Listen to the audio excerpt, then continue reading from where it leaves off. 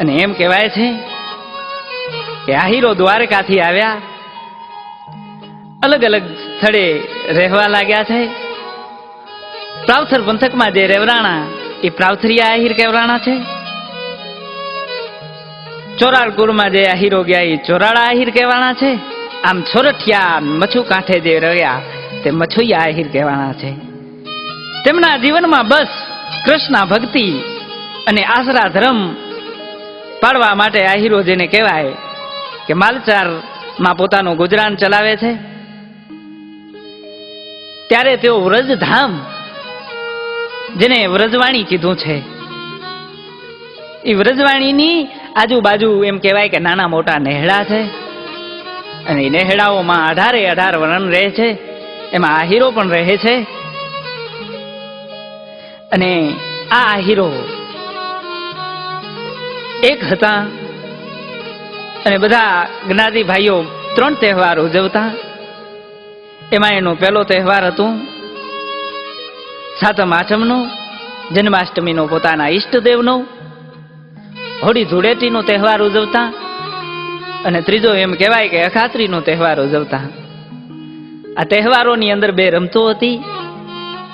એક ચોપડની રમત જેને ચોપાટ કહેવાય, અને બીજી રમત હતી રાસડાની, જે ઢોલના તાલે ઢોલ ધ્રબુકતા હોય અને એ રાસડા લેવરાતા હોય. એમાં આહિરાણીઓ પોતાનો એમ કહેવાય કે રાસની અંદર બધું મન પરોવીને રમતી હશે. એ રાસ કેવો લાગતું હશે.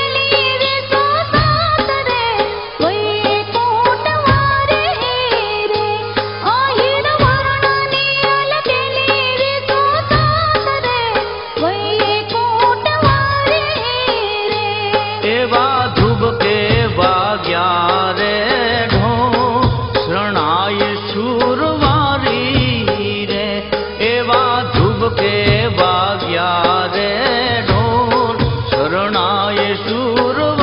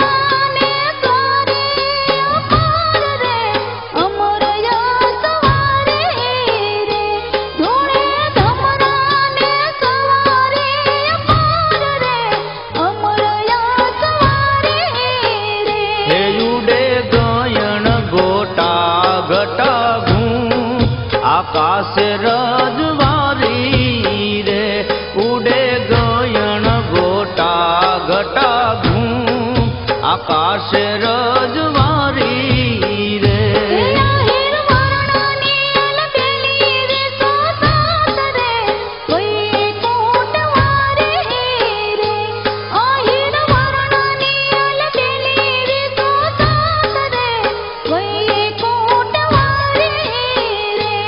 એવા ધુબ કે વાગ્યા રે ઢોલ શરણાય શુરવારી રે એવા ધુબ કે વાગ્યા રે ઢોલ શરણાય શુરવારી રે